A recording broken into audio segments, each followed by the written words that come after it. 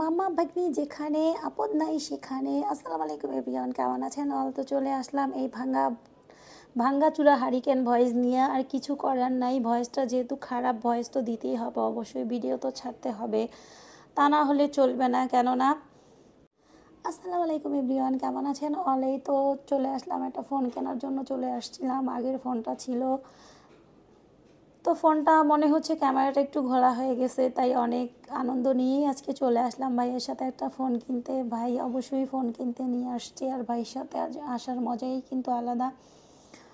So এই তো জিনাত আর ভাই দেখতেই পাচ্ছেন, ওরা কিন্তু এইখানে কি যেন দেখতেছিল প্রজেক্টরে। যাই হোক, জিনাত কিন্তু অনেক আনন্দে ছিল যে ফোন কিনছি, এখন কি করব, এখন খাওয়া দাওয়া করব। তো ওইখানে অনেকটা সবাই নিয়ে বসলাম যে কি খাবি বল।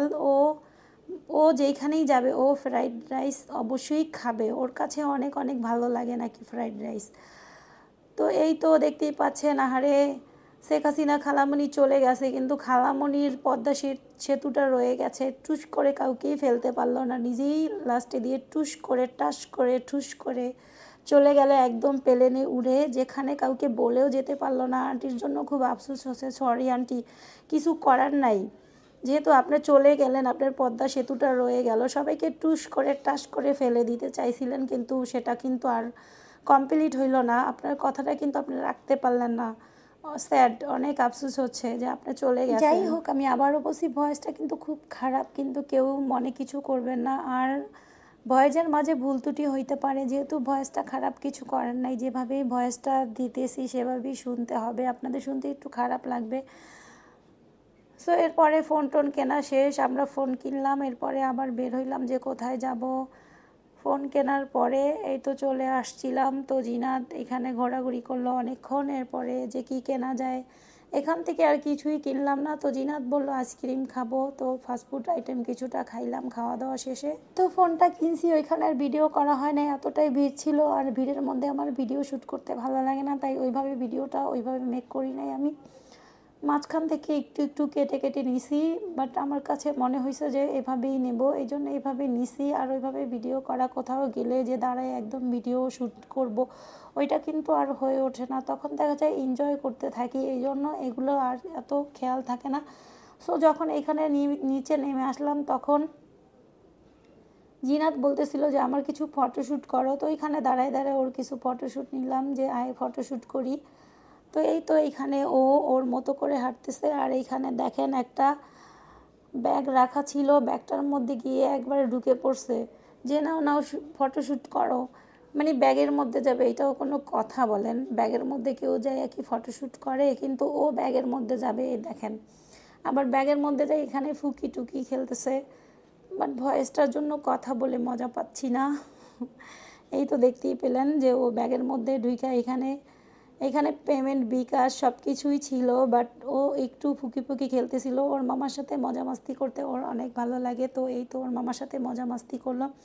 তো আমরাও কিছুক্ষণ ঘোরাঘুরি করলাম, বেশিক্ষণ থাকি নাই, যে চলে যাব, সন্ধ্যা হয়ে আসছে, বাসায় যাব। তো ফোন কেনা শেষ, ওইখানে আর থাইকেই কী করব, এই জন্য ফোন কেনা শেষ, এখন ঘোরা টোরা শেষ, খাওয়া শেষ, এরপর আর থাকা হইল না। তো এরপরেই তো জিনাত অনেক মজা করতেছিল, ও কিন্তু খুব খুব ভালো। এই তো আবার বের হয়ে পড়লাম, সন্ধ্যা হয়ে গেছে। সো এরপর যখন বের হইলাম, ও একটা চাবির রিং কিনবে ওইখান থেকে, তো আমি ভাবলাম যে চাবির রিংটা কেনার দরকার নেই, বাসায় আছে, ওইটাই ইউজ করো, শুধু শুধু অপচয় করবা কেন? না, সে চাবির ঋণ নিবে, চাবির ঋণ তার লাগবেই লাগবে, চাবির ঋণ তার নিতেই হবে। সো এরপর আমরা চাবির রিংটা ওকে আর কিনে দিই নেই, কিনে না দেওয়াতে ও অনেকটাই রাগ ক্ষোভ নিয়ে বাসায় ফিরে আসলাম। এরপর আর দেরি করি নাই, আমি ফোনটা আর এখানে দেখালাম না, কেননা ফোনটা আমার দেখাতে ভালো লাগে না, তাই আমি দেখাই নেই। আমি কোনো একদিন আপনাদের কাছে সব কিছু শেয়ার করব, যখন ইউটিউবে ফার্স্টে আসছি বা ইউটিউবের ভিডিওগুলো মেক করতাম, তখন ফ্যামিলি থেকে নানা ধরনের কথা চাপ সৃষ্টি হইতো, আমার কাছে মনে হইতো যে আমি কোন দেশে বাস করি জানি না, আমার খুব কষ্ট হইতো। ইউটিউবে আসার পরে অনেক দিন হয়েছে আসছি, বাট ওরকম কিছু করতে পারিনি। ইনশাল্লাহ কিছু একটা করতে চাই, সেজন্য আপনারা আমার পাশে অবশ্যই থাকবেন, কেননা আপনারা না থাকলে আমি কখনোই সফল হতে পারবো না। ইনশাল্লাহ কোনো একদিন সফল হব, আর সেদিন সবাইকে দেখিয়ে বলবো দেখো আমিও কিন্তু কিছু করতে পারি। তখন আর সবার কথা শুনে কষ্ট লাগবে না, তখন আনন্দে নিজের বুকটাই ভরে যাবে যে অনেক কিছু শোনার পরেও নিজের মতো করে কিছু একটা করতে পারছি। সো আমরা সবাই চাই যে নিজের যোগ্যতায় কিছু করা। প্রত্যেকটা মেয়ের উচিত নিজের যোগ্যতা মতো কিছু করার, কারণ নিজের যোগ্যতা যদি থাকে, নিজের কিছু উপার্জন করার ক্ষমতা থাকে, তাহলে এমনিতেই তো আমরা মেয়েরা সমাজে অবহেলিত। আমাদের কষ্টগুলো ওইভাবে কেউ বোঝে না, না বাবা মা ফ্যামিলি কেউই বোঝে না ওইভাবে। মেয়েদের কিন্তু আসলে বাড়ি হয় না, মেয়েদের কোনো বাড়িই হয় না। এই জন্য মেয়েদের কিছু উপার্জন করা উচিত নিজের যোগ্যতা দিয়ে, যাতে কেউ এই কথাটা বলতে না পারে। নিজের ইনকামে একটা বাড়ি তৈরি করা, যেখানে কারো দিন শেষে শুনতে হবে না যে তুমি কারো না, তুমি নিজের, এটা শুনতে হবে।